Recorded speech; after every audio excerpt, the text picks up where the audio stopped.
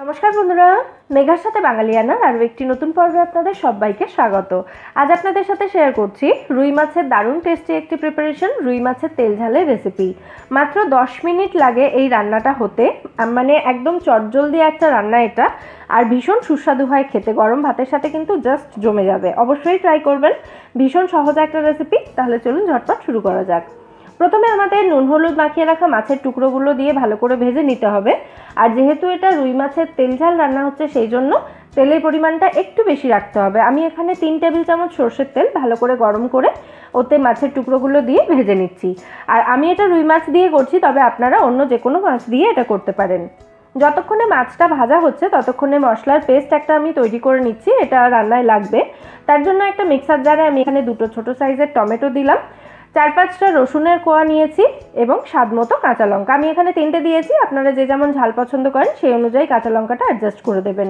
তারপর এটার একটা স্মুথ পেস্ট আমাদের তৈরি করে নিতে হবে। এর মধ্যেই দেখুন মাছের একটা পিঠ ভালো করে ভাজা হয়ে গেছে। এবার এটাকে উল্টে দিচ্ছি আর একটা পিঠ ভেজে নেওয়ার জন্য।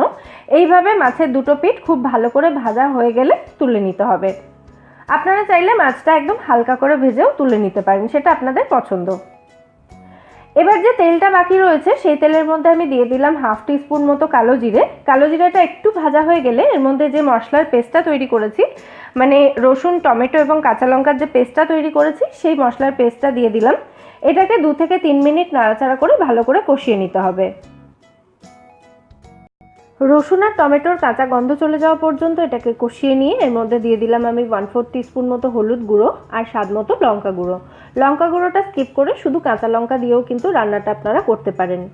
সমস্ত উপকরণগুলো একসাথে ভালো করে মিশিয়ে নিয়ে মশলা থেকে তেল ছেড়ে আসা পর্যন্ত এটাকে আমি কষিয়ে নিয়েছি। তারপর এর মধ্যে দিয়ে দিচ্ছি আমি পরিমাণ মতো জল। যে যেরকম গ্রেভি রাখতে চান সেই অনুযায়ী জলটা এখানে দেবেন।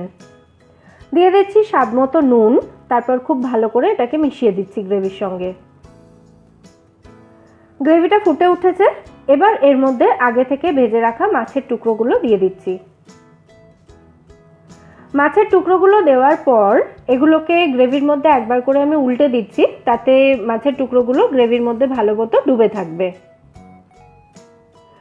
এবার দিয়ে দিচ্ছি 1 টেবিল চামচ মতো সর্ষে বাটা। কালো সর্ষে সামান্য নুন দিয়ে আমি বেটে নিয়েছিলাম, আর তারপর এটাকে ছেঁকে আমি ব্যবহার করেছি এখানে। অনেকেই বলেন সর্ষে বাটা দিয়ে যে কোনো রান্না করলে সেটা একটু তিতকুটে হয়ে যায় অনেক সময়, তো সেক্ষেত্রে সর্ষে বাটাটা যদি রান্নার শেষের দিকে আপনারা ব্যবহার করেন তাহলে কিন্তু সেই ভয়টা থাকে না। সর্ষের বাটিটা ধুয়ে আমি একটু জল দিয়ে দিলাম এখানে। তারপর খুব ভালো করে এটাকে মিশিয়ে দিচ্ছি গ্রেভির মধ্যে। মানে সর্ষেটাকে কিন্তু বেশিক্ষণ রান্না করলে সেটা তেতো হয়ে যাওয়ার চান্স থাকে।